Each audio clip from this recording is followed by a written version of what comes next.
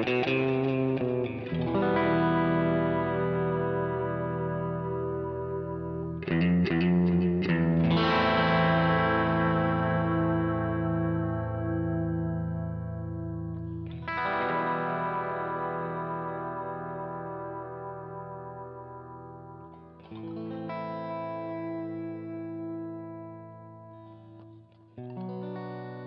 everybody, I'm Mark Steiner and you're listening to Mark the Maker.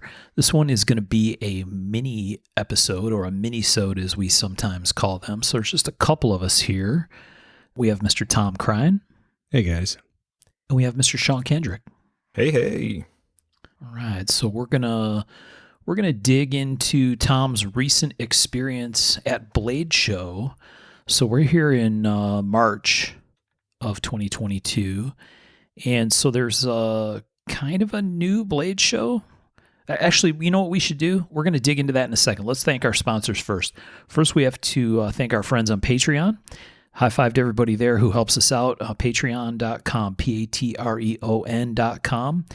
Folks there help us out a bunch with some basically like a donation or a pledge every month toward the cost of the show. It costs us some stuff behind the scenes for web hosting and moving microphones around and replacing equipment and other stuff, keeping the wheels turning on this thing. And the Patreon folks are an excellent and significant part of that support. So that's a very cool thing. So thanks to all of our Patreon folks. Appreciate you guys. Yeah, thanks, guys. If you're interested, you can go to that web address that I spelled out and search for Mark the Maker, and you can find us there. The other one is George Palagonia from American Metal Exchange. And George has all kinds of very fancified materials for all of your knife making needs. We get a lot of knife makers that listen to the show. So if you don't buy stuff from George, definitely get with him. You can find him on the web. He's got Damasteel. He's got Chad Nichols Damascus.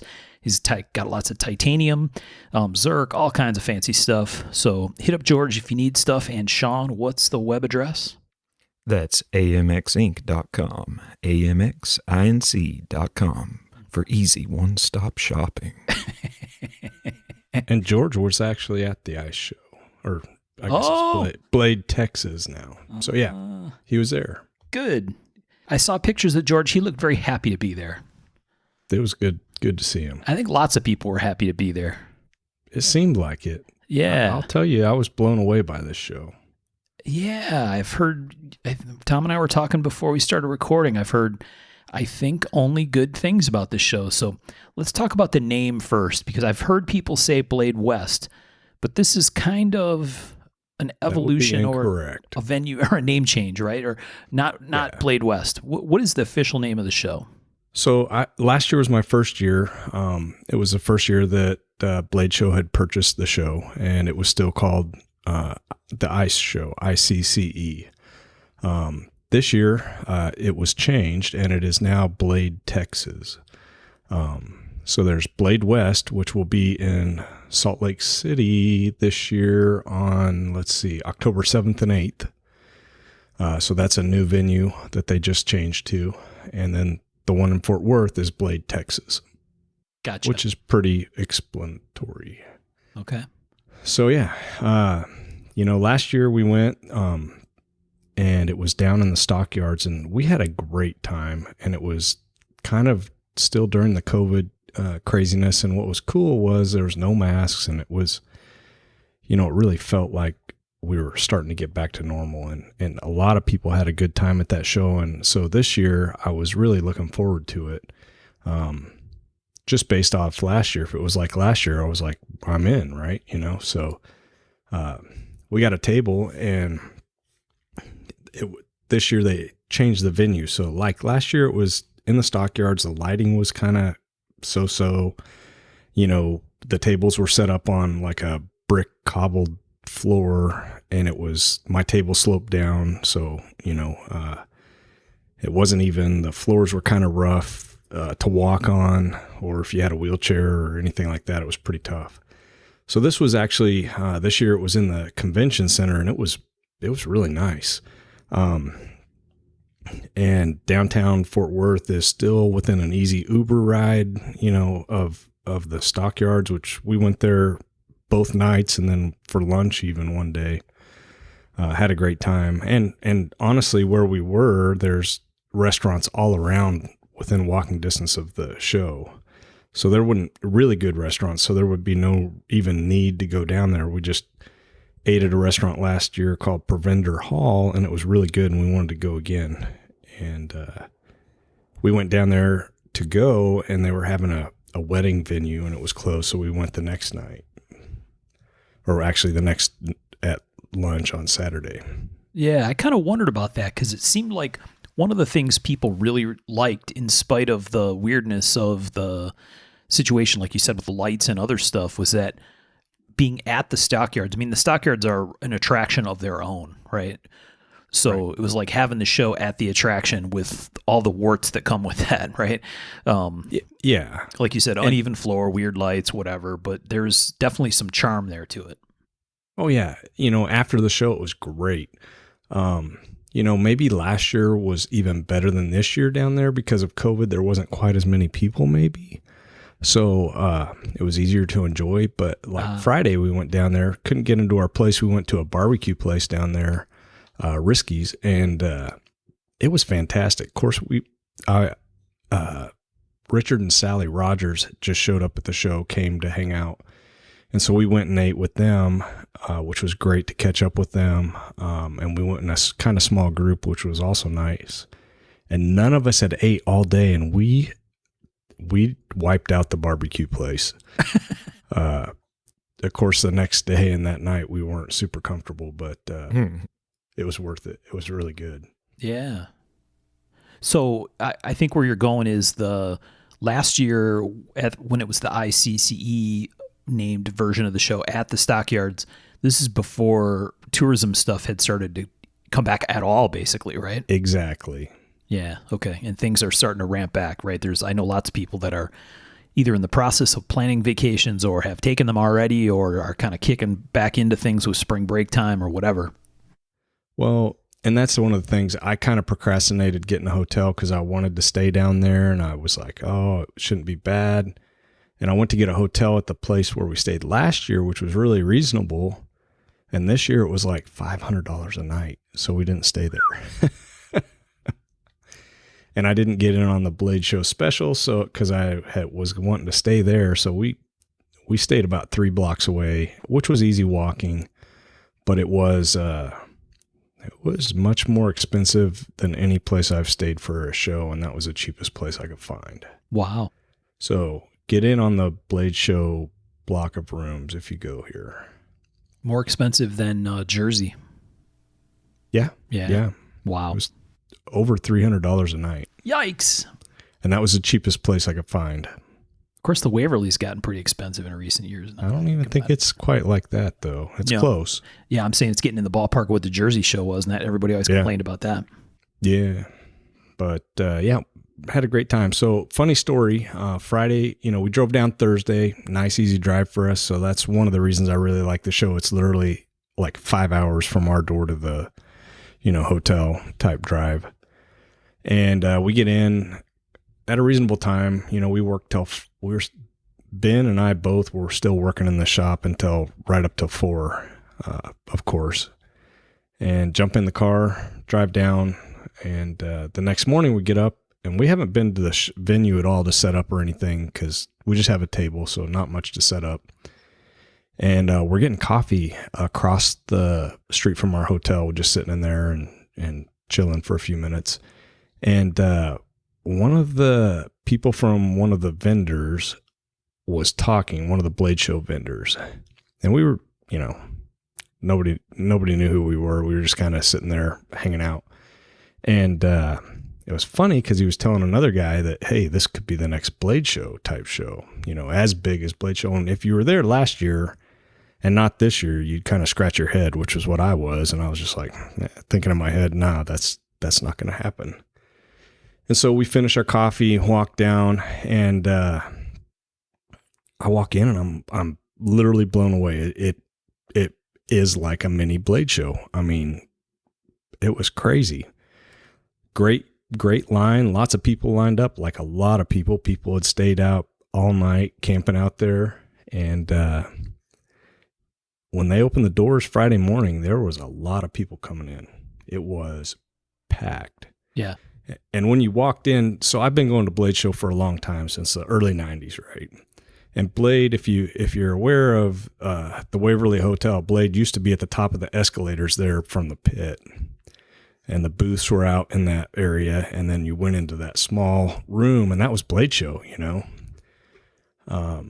And that's kind of what this felt like. It was kind of like a deja vu sense, you know, of size. But it was markedly bigger than last year.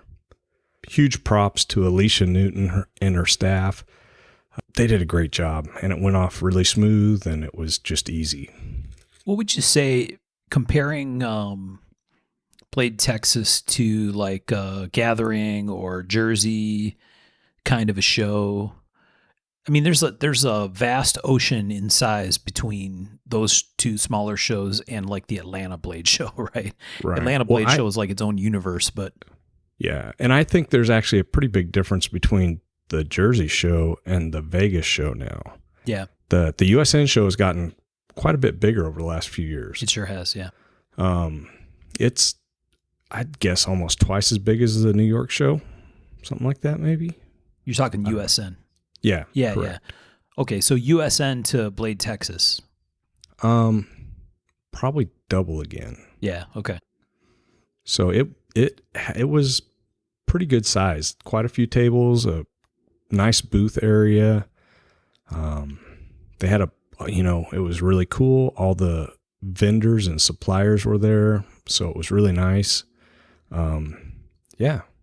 One of the things I'll be honest, one of the things I really like about the show was the fact that it was kind of eclectic when you walked down the aisles. You didn't know what you were going to find, right?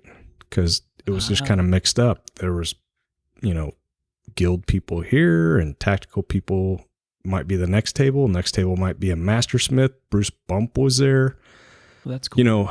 You didn't know what you were going to hit. And it kind of felt like the old Blade, right? Where you're walking through and you just, I had a great time walking the show on Saturday because I don't do sales. And so I literally hung out all day just walking and talking and just had a great time. So it wasn't sectioned off like Atlanta Blade into ABS section. And I mean, there's not really a tactical section, but there kind of is. Yeah, maybe a little bit like up towards the front, maybe a little bit of the guild type stuff and a little bit of the slip joint guys were together. But overall, it was pretty mixed up, It's fun though. I like it, especially when you're walking through, you don't know what to expect, Yeah, I mean, maybe it might not make sense in a show the scale of Atlanta Blade, right? I mean, at that show, if you didn't have like your different groups of knife styles or maker, yeah, exactly, you never find somebody, right? So, and I feel maybe they were kind of grouped, but there was stuff mixed in, Yeah, I liked it. I had a great time at the show. There was some really cool stuff there. Like a lot of makers brought the heat. I mean, there were some really nice pieces.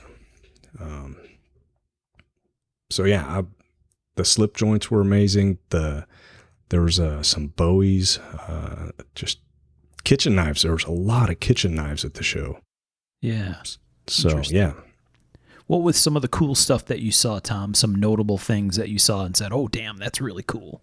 So the coolest thing I saw by far, and I would love to have in the back of the room, they had a knife making trailer set up. What? Dude, it was so badass. And I forget who had it. But yeah, like the wall folded down and they had like a forge, and like when the wall folded down, the buffers and the grinders all slid out onto there.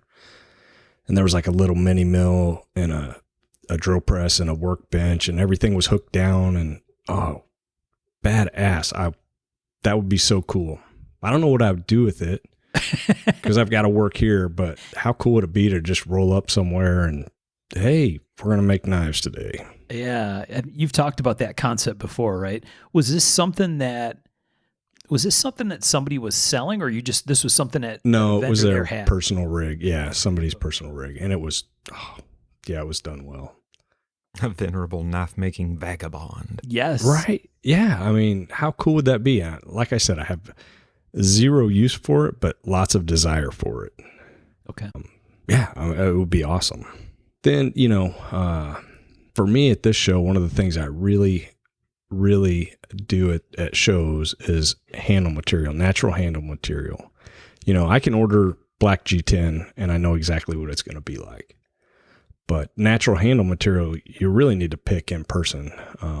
Stag, mammoth, all these things really, because you can't tell from a picture exactly how it's going to work for you. You really need to handle it and be able to, like stag, look at the color. Does it match, scale to scale? Does the pattern match scale to scale? Are they the right shape? Are they flat enough or full of pith underneath? There's so many things to look at.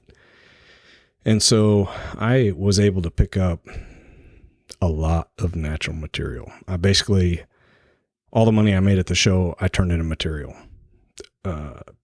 It's an investment. And Sean, Michael, if he was here, he would 100% understand that. Oh, yeah. It's just, you don't want to use it, but yeah, you have to, right? I mean, that's just how it works. So I was able to pick up some really nice stag, some really nice giraffe, mammoth, sheephorn, jig bone, koa, all that kind of stuff. So, really nice to stock up. I've already started.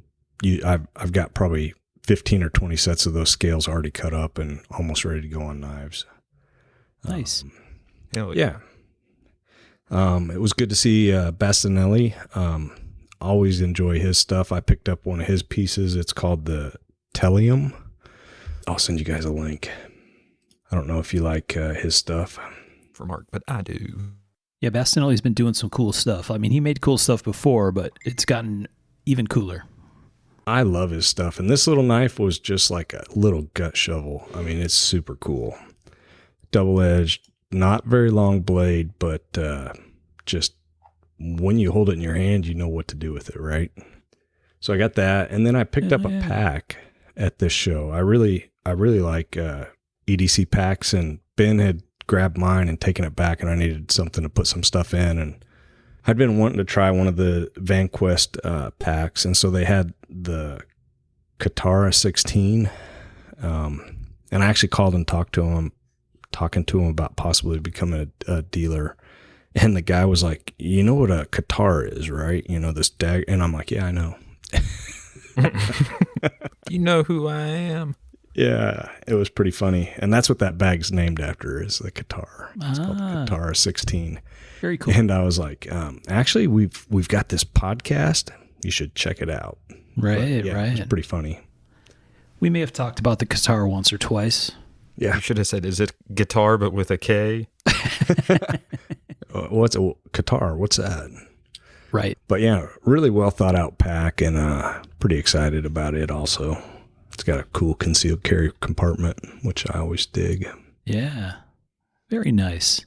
Yeah, overall the show was great. I got to do something for the first time. I was really, honestly, I was honored. But Steve Shackelford reached out and asked me to be a part of the judging staff. And I'm not going to go too much into that other than that. It was really cool to see it from the other side of the table, I bet. That was pretty fun. That kickback money's nice, right? Yeah. I didn't get any money, but that's what I'd say time. too, dude. Good call. Right. What can you talk a little bit about that process, Tom? Is there like a certain time that you got to meet up and then the group of judges walks together, or how's that all work? Basically, you had to have your knives in by a certain time. And then we, all the judges met up at like 3:30, and there was people judging like 3 or 4 different sets of judges, right? And I was fortunate to be part of the production judges, and it was just fun. It was a great time. Very cool. Really interesting, like just listen to the other people, how, seeing the thought process of what goes into their thoughts, of what makes a knife good, bad, indifferent, whatever. Yeah. So yeah, it was great. I had the opportunity some years ago now to participate as a judge in some of the build-off stuff that Alan Elishewitz put together. Oh yeah. And that was a really cool experience too. I think we didn't collaborate. The judges didn't, because it was all supposed to be super secret who was doing what and which people were judges and which people weren't. But that would have been a really cool thing. I thought about it a bunch at the time. Like, okay, well, I'm going to pick this because I really like these things about this piece, which is as legit as anything else, right? But it would have been really interesting to do it in a collaborative way with other people, like you said, just to see what exactly are people taking into account, right? Because certainly we know that knife buyers all look at stuff in very different ways. Well, I'm just going to say the people that I was around that were judging with me, the amount of knowledge and insight they had into what makes a good knife and how it works, and like, it was pretty impressive. I mean, and nice. It's, like I said, it was an honor to be a part of that, because don't have near the knowledge or experience most of them have. So it was really cool. Yeah. So it's a good takeaway from that sounds like is, sometimes you hear people say, oh, I don't know who's judging these knives. It must not be anybody who knows anything about knives. Sounds like it's pretty patently false. Well, yeah. And the amount of thought that was going into it, like, it was pretty crazy. The criteria that they were looking at and all the different stuff. And it was just like, wow, these guys understand knives. These are my kind of people. I don't know if I fit in with them as far as the experience level, but very cool. Yeah.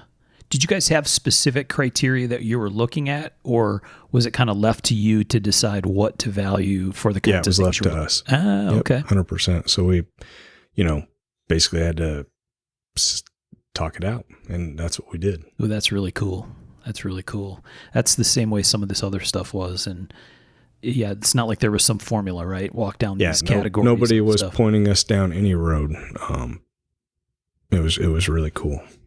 Awesome. Well, it sounds like a fun experience. Overall, the show was amazing. Alicia is really trying to keep, it's not going to be like some of these other shows where, you've got a barrel of swords or whatever. It's actually pretty hard to get into the show right now. I think she says she has 50 people on a waiting list, and as far as vendors, like, they're not letting in the Pakistani sellers, right? So it's really kind of cool, and everything in there was quality. I had a great time at the show, and I highly recommend it. Do you think, I don't know if you spend any time talking to Alicia about it, but do you think there's intent to control the size? I mean, that's one of the things that maybe you can't do that so much, although I know there's waiting lists for Blade Show even to get in there in the past. But do you think there's an intent to control the size of some of these other shows like Blade West or Blade Texas? I think they're going to let them grow organically. Right now, I did talk to Alicia quite a bit. They're not going to open up another room. Like, you would literally have to open up another whole set of rows until they have probably close to that full, because they don't want it to feel empty. Like this year, it felt like it was absolutely the perfect size because there was no empty spots and it was not crowded. It was just, Goldilocks, right? Yeah. It was perfect. Yep. And it will grow. I would say 100% it's going to grow, but they're going to wait until it doesn't feel empty, right?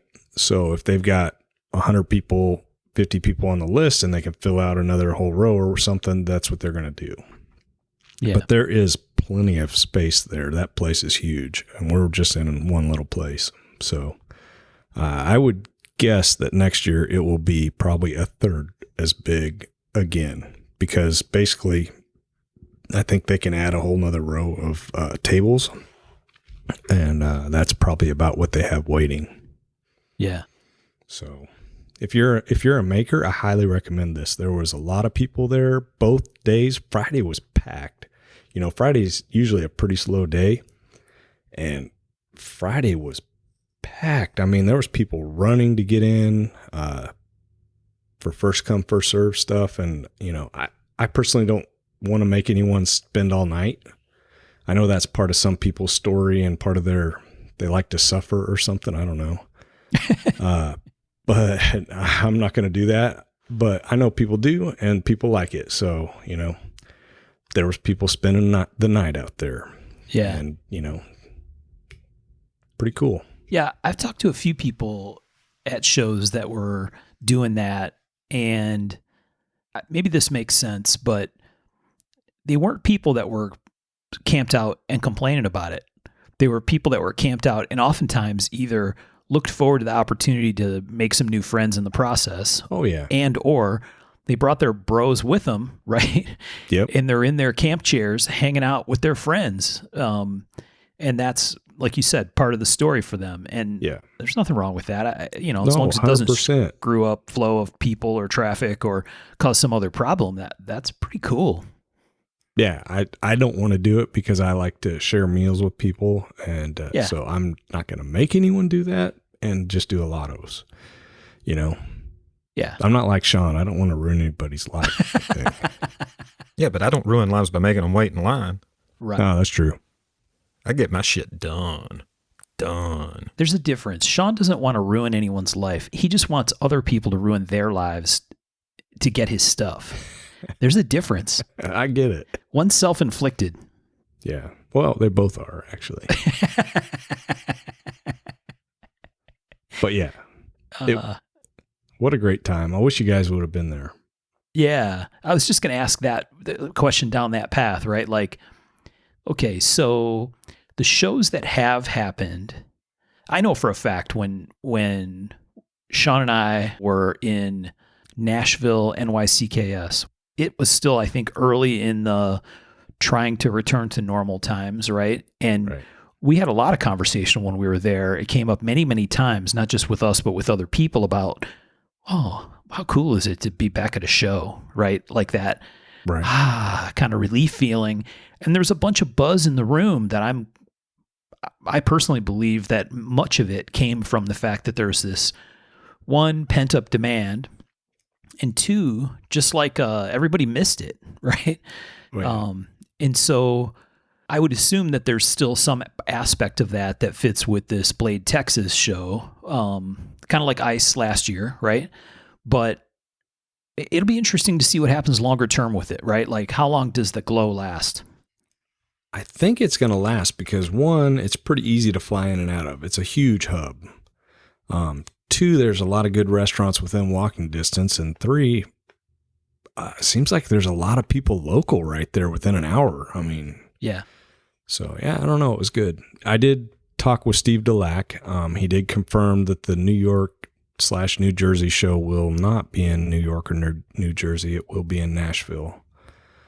Just because of the COVID regulations still. He can't, and I get it 100%. I wish it would be back there, but he can't take that gamble and then have them call it off right at the end. So yeah, Right. Big props to him for making arrangements to have it in Nashville again.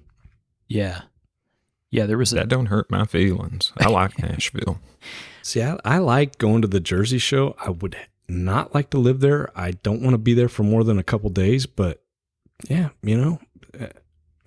I kind of feel like a hick in the big city, and I like going to the museums and the food and staying up late. But yeah, there's something about that scene and going into the city at night that is really unique. No question. dude, I love the museums and the food. I would hate to live there. Like, I couldn't do it, but catch a couple meals in a museum, I'm down. Right. Yeah. Well, maybe in the future, we've talked about that before. Maybe in the future, there's room for both, right? I think that's the long-term plan if we can get back to normal. that would make sense, because I think Sean and I universally heard, yes, there are some people who miss being in Jersey, and boy, isn't it cool having a show in Nashville, and it drew a different crowd, and the vibe there was awesome. So yeah.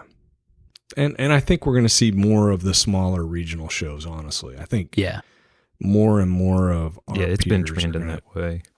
Yeah, I think they're going to drop out of Blade, doing the big Blade show, and maybe just go to Blade show and hang out as, part of the industry type thing and exhibit at these smaller shows. Yeah, interesting stuff. Interesting stuff. All right. Well, sounds like a fine job by Alicia and crew. I heard only good things about kind of the way the show was set up and organized and run. That all sounded like it was a winner.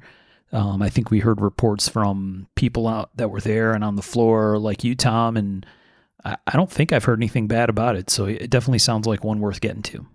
Yeah. I mean, it's kind of what we've come to expect from Alicia. So props to her and her team. Yep. Yeah. Every year it runs smoother. So yeah. We'll have to see if we can trick her to joining us sometime. That'd be pretty fun. Yeah. We'd hear about from the other side. Yeah. Some stories from behind the curtain. Oh.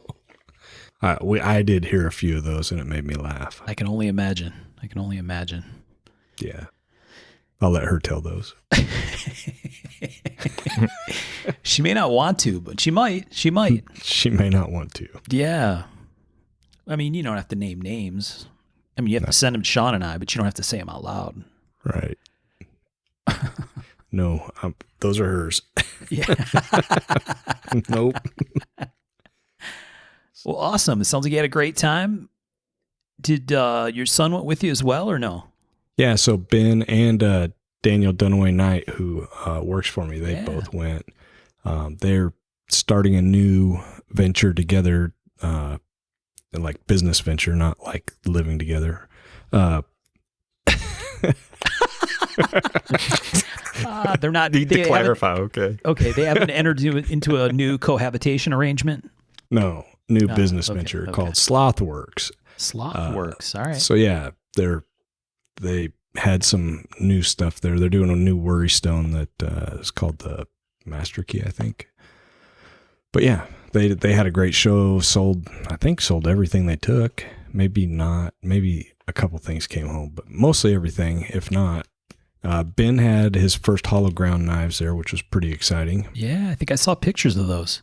Yeah, they're really good. So he's actually learning a lot. He's hand wrapping them, cord wrapping them. We had a great time driving down. He was trying to name them, and me and Daniel were coming up with all the awesome names that nobody can use. We came up with some pretty good ideas, but yeah. He actually went with one that we came up with he called it the Zero. Zero. It's a cord wrap knife, so it's after the Japanese fighter plane from World War II. I like that. Yeah, pretty cool. Yeah, you could absolutely run hard with the ball on a warbird theme.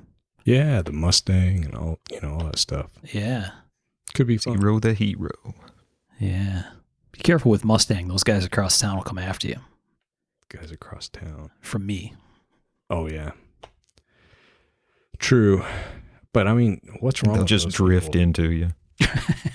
Yeah, they'll just spin out wildly underpowered. I'll be honest, I don't know what's going on with their marketing team. They must have sat back and said, hey, let's name everything Bronco and everything Mustang. That's all we're going to do. A new 4-door electric car? Hell yeah, it's the Mustang. Oh, we're going to upgrade our little SUV? It's a Bronco Sport. That's not a Ford Escape. That's a Bronco Sport. Yeah, let's confuse everyone. Yeah, that's seems like a really poor marketing idea. I offer no comment on this hashtag I work for GM. Right. Just an observation.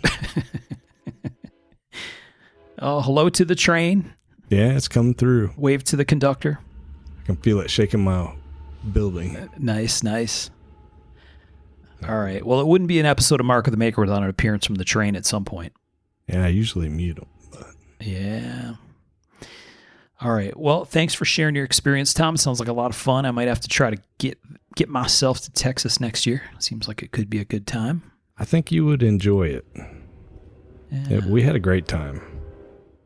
All right. Sean, you have any other questions before we wrap it up? Nope. Just happy to sit in. All right. Well, we'll keep working on our next episodes. We got a bunch of really good ones coming for you. Thanks again to all of our Patreon folks and to American Metal Exchange for their support of the show. And tell Slothworks they can put their plug money in the jar over by the door on their way out.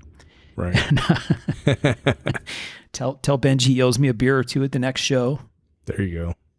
And we'll go from there. All right. Thanks, everybody, for listening. We'll talk to you next time. Take care, guys. Thanks, folks.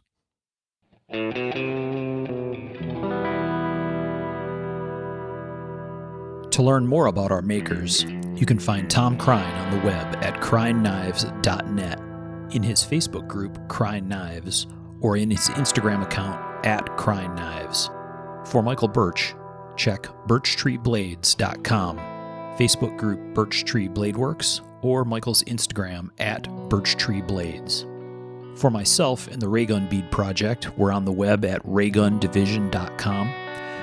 We have a Facebook group called Raygun Division, or my personal Instagram at msteiner. For those interested in photos, references from the show, or some discussion about the show itself, you can find us on the web at markofthemaker.com, in a Facebook group called Mark of the Maker, or on our Instagram at Mark of the Maker.